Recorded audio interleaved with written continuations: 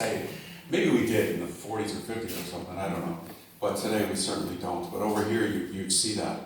And to think that these places were built in thanksgiving for John Paul II's life being spared after he was shot by the Highlanders, the guys who are woodsmen and make these kind of things. Truly a real testimony to their love for the church, for the love for their Pope at that time, the Polish Pope. And he knelt right here.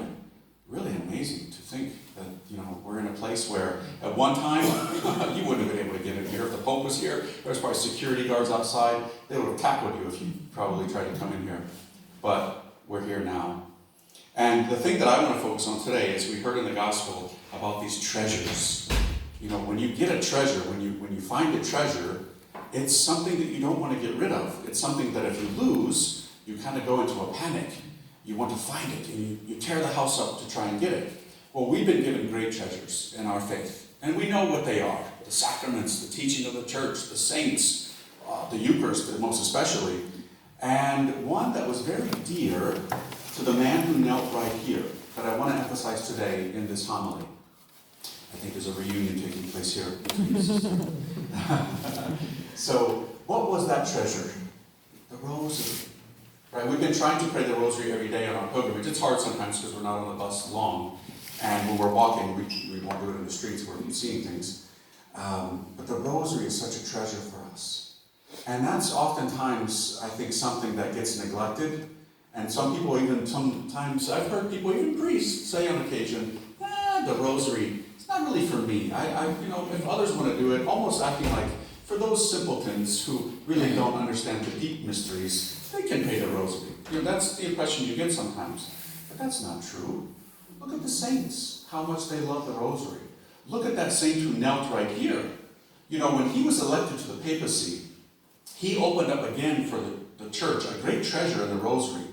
Because in the 60s and 70s, a lot of people turned away from the rosary. And they thought, no, we've done away from that. We don't do those things, those medieval devotional practices anymore. But when he became the Pope, one of the first things that he said to the whole world was, the rosary is my favorite prayer. Now, there was a lot of people who said, no, he's bringing back and people like me were saying, yes, great, right? We need it. We need it because what is the rosary? It's a biblical prayer. When you pray the rosary, you're praying the Word of God. And the Word of God has power. In the prophets in the Old Testament, they say that whenever the Word of God goes out, it never comes back void. It always bears fruit because it's the Word of God. So when you pray the rosary, you're praying the Bible on a set of beads. It's a biblical prayer. It's portable prayer. Remember, St. Paul says, pray at all times. Well, how is that possible? Well, you can be praying in your heart anywhere at any time. But in the rosary, we have a particular way of doing it. You can do it anywhere. You can pray the rosary when you're walking your dog, when you're waiting for the dentist, when you're at Costco, doing the shopping. It doesn't have to be something external, an announcement made to everybody in the store. I'm praying the rosary. No. You can have a rosary ring. You can have a rosary bracelet. You can have your hand in one of your pockets in your hoodie and be praying the rosary. Nobody has to necessarily know. Although it is inspiring when you see somebody holding a rosary in public. Have you ever seen that? It's really amazing. Every now and then back in the States, I'll see somebody walking the dog, leash in one hand and the rosary in the other. That's really nice, to see something like that. And, a lot of people, they can get discouraged when they pray the rosary because they think, oh, Father, I pray it so poorly.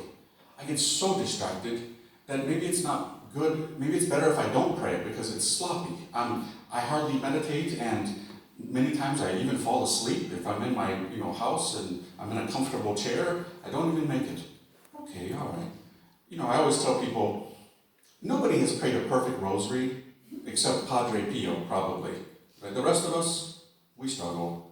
Even the saints, many of them, talk about their struggles in praying the rosary. Therese of Lisieux, for example. Who doesn't love the little flower, right? Everybody loves Therese of Lisieux, one of the greatest. But even she said that she really struggled to pray the rosary. She got distracted. I'm sure she did. Little French girl, she probably squirreled. She probably, all over the place. I'm the same way.